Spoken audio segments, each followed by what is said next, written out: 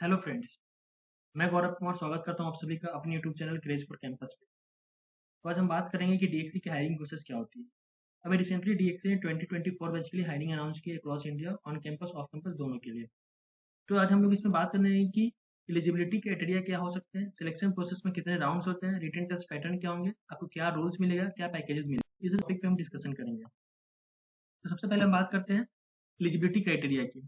इसमें हम क्वालिफिकेशन की बात करें तो 10th, 12th और BE BTech any branch, ME MTech, CSIT, MCA CSIT और एमसीए स्टूडेंट एलिजिबल होते हैं इसके लिए।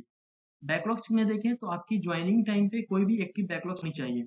फिर कट ऑफ मार्क्स की बात करें, वही कैंडिडेट एलिजिबल होंगे जिसके 60% मार्क्स होंगे सारे एकेडमिक्स में। मतलब कि आपके 10th में भी 60 होनी चाहिए, 12th में भी 60 होनी चाहिए, बीई बीटेक में भी 60 होनी चाहिए। Same thing with MTech, MSc और एमसीए के साथ होनी चाहिए। एजुकेशनल गैप की बात करें तो उसमें अगर आपको 1 साल से ज़्यादा का गैप है तो आप एलिजिबल नहीं होंगे इस कैंपस के लिए। मतलब कि आपने 12th के बाद 2 साल गैप लेके बीटेक में एडमिशन लिया है तो अपने एलिजिबल नहीं हो इस कैंपस के लिए। फिर हम बात करते हैं सिलेक्शन प्रोसेस की। तो डीएक्सी मेनली इसको 3 राउंड्स में कंडक्ट करती है। फर्स्ट राउंड होता है रिटन टेस्ट जिसको हम लोग ऑनलाइन असेसमेंट भी बोलते हैं। सेकंड राउंड होता है टेक्निकल इंटरव्यू। फिर थर्ड होता है एचआर इंटरव्यू। फर्स्ट राउंड की बात करें रिटन टेस्ट की, इसमें 6 सेक्शन से क्वेश्चंस आते हैं। जिसमें फर्स्ट सेक्शन होता है aptitude test, logical reasoning, verbal test, automata fix, computer MCQs और लास्ट ऐसे राइटिंग। अगर आप ये राउंड को सक्सेसफुली क्रैक करते हो तो आप टेक्निकल इंटरव्यू के लिए एलिजिबल हो जाते हो। टेक्निकल इंटरव्यू मिनिमम 30 मिनट का, मैक्सिमम 45 मिनट्स का होता है, जिसमें इंटरव्यूअर आपसे आपके टेक्निकल क्वेश्चंस पूछते हैं जो भी आपने अपने रिज्यूम में मेंशन किया होगा प्रोग्रामिंग लैंग्वेज, उसके बेस पे क्वेश्चंस, प्रोजेक्ट बेसिस क्वेश्चन होते हैं। और इंटरव्यूअर कभी कभी सिनेरियो क्रिएट करते हैं कि अगर ऐसा सिनेरियो रहा तो आप कैसे हैंडल करोगे, कि इसके लॉजिक कैसे लिखोगे। तो कभी कभी ऑन पेपर भी आपको लॉजिक लिखना है। फिर हम बात करें एचआर इंटरव्यू की, तो कभी कभी किसी कॉलेज में टेक्निकल इंटरव्यू के साथ ही एचआर इंटरव्यू हो जाता है और किसी कॉलेज में एचआर इंटरव्यू अलग होता है। तो एचआर इंटरव्यू 15 मिनट का होता है, जिसमें बेसिक्स क्वेश्चंस होते हैं। जैसे कि आपके फैमिली बैकग्राउंड क्या है, आपका एजुकेशनल बैकग्राउंड क्या था, आपका हॉबीज क्या है, गोल्स क्या है, ये सब चीज़ के बारे में एचआर आपसे डिस्कस करता है। फिर हम बात करेंगे इसमें फिर हम बात करेंगे इसमें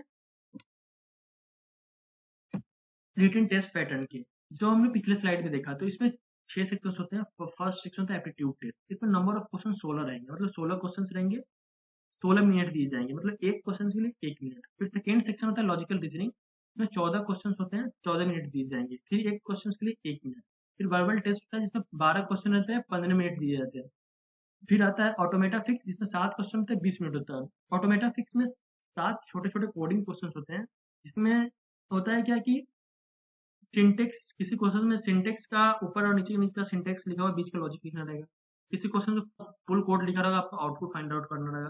किसी क्वेश्चन में आपको लॉजिक सही लिखा रहेगा, बस आपसे ये फाइंड आउट कि उसका सिंटेक्स एरर, उसको रन करने के बाद सिंटेक्स एरर आएगा कि कंपाइलेशन एरर आएगा कि रन टाइम एरर आएगा। ये सब चीज़ आप ऑटोमेटा फिक्स में आते हैं, जो कि वहाँ पे कंपाइलर रहता है, आप कंपाइलर पर चेक कर सकते हो। उसके बाद लैंग्वेज की कौन सी लैंग्वेज यूज करना है इसको सॉल्व करने के लिए, तो आप अपने पसंद से कोई भी लैंग्वेज चूज कर सकते हो कंपाइलर पे, सी, सी प्लस प्लस, जावा, ये आपके ऊपर डिपेंड करता है। फिर बात करते हैं कंप्यूटर एमसीक्यू की। तो 12 क्वेश्चंस होते हैं, 15 मिनट दिए जाते हैं, जिसमें डीबीएमएस, डेटा स्ट्रक्चर और सिक्वल के से क्वेश्चंस होते हैं। फिर आता है लास्ट ऐसे राइटिंग सेक्शन, जिसमें एक टॉपिक होता है, 20 मिनट दिए जाते हैं। इसमें करंट अफेयर्स से रिलेटेड टॉपिक्स रहते हैं। फिर हम बात करते हैं इम्पोर्टेंट टॉपिक्स की, जो हमारे एप्टीट्यूड रीजनिंग में होते हैं। तो मैंने कुछ टॉपिक को यहाँ पे मेंशन किया है। तो सबसे पहले हम देखेंगे क्वांटिटेटिव एप्टीट्यूड में कौन कौन से इंपॉर्टेंट टॉपिक है।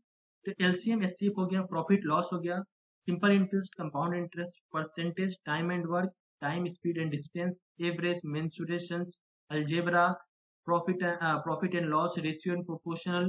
ठीक है, तो मैंने कुछ को मेंशन किया यहाँ पे। फिर बात करते हैं लॉजिकल रीजनिंग में। लॉजिकल रीजनिंग में सीरीज होता है, missing numbers, odd one out, blood relation, coding decoding, seating arrangements, puzzles, syllogisms, cubes. Reasoning में मोस्टली क्वेश्चंस इसी टॉपिक से आते हैं। फिर हम बात करते हैं वर्बल टेस्ट और इंग्लिश की। इसमें sentence rearrangement, fill in the blanks, comprehension, passage, items, error deduction के क्वेश्चंस रहते हैं। कंप्यूटर प्रोग्रामिंग सेक्शंस की बात करें, इसमें डीबीएमएस से क्वेश्चन रहता है कि डेटाबेस मैनेजमेंट सिस्टम से क्वेश्चन रहते हैं। डेटा स्ट्रक्चर से क्वेश्चन रहते हैं, जैसे स्टैक हो गया, क्यू क्या हो गया, स्टैक्स का यूज होता है, बाइनरी सर्च रिलेटेड क्वेश्चन रहते हैं। सिक्वल होंगे जिसमें कमांड्स कुछ रहेंगे कि कौन सा क्रिएट कमांड क्या आता है, इंसर्ट कमांड क्या आता है, कैसे लिखते हैं, सिक्वल क्यूरी रहेंगे कुछ। फिर ऑटोमेटा फिक्स की बात करते हैं, जिसमें मैंने पीछे भी बताया था कि 7 क्वेश्चन रहते हैं, किसी क्वेश्चन का आउटपुट फाइंड आउट करना रहेगा, किसी क्वेश्चन के लॉजिक रीजनिंग है, किसी में एरर फाइंड आउट करना है कि कौन सा एरर रन करने पे आएगा। बेसिक्स इसके लिए आपको उप्स कॉन्सेप्ट बहुत अच्छे से आना चाहिए, बेसिक्स प्रोग्रामिंग अच्छे से आना चाहिए। इसके बाद हम बात करेंगे कि जो टेस्ट होगा उसके इंपॉर्टेंट नोट्स क्या होंगे, मतलब इंपॉर्टेंट जब आप एग्जाम दे रहे हो तो क्या क्या चीज़ का ध्यान रखना है। तो सबसे पहले ये आपका एग्जाम एमकेट प्लेटफॉर्म पे कंडक्ट होता है, इसमें कोई भी निगेटिव मार्किंग नहीं होती है। सबसे इम्पोर्टेंट इसमें ये है कि आप क्वेश्चंस को रिविजिट नहीं कर सकते हो, मतलब कि आपने फर्स्ट क्वेश्चन सॉल्व किया, सेकंड को आपने मुझे कि सेकंड नहीं आ रहा, मैं थर्ड कर लेता हूँ, फिर सेकंड पे बैक आ जाऊंगा, तो ये पॉसिबल नहीं है।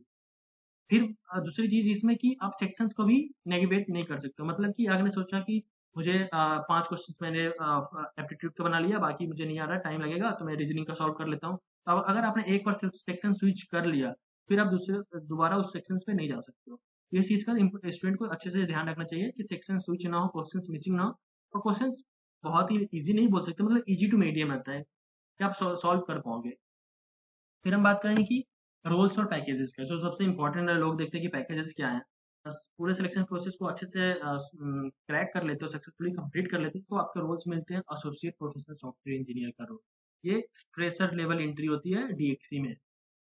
फिर हम बात करें पैकेज सीटीसी की, तो ये 4 लाख से 4.5 लाख तक का सीटीसी आपको मिल सकता है, ये डिपेंड करेगा आपके कॉलेज। तो आज के लिए इतना ही। Thank you so much. अगर आप मेरे चैनल पे नए हैं तो प्लीज़ चैनल को सब्सक्राइब ज़रूर करें, वीडियो को लाइक करें, शेयर करें, बेल आइकन को ज़रूर दबाएँ ताकि आपको न्यू अपडेट जल्दी मिल सके। Thank you so much.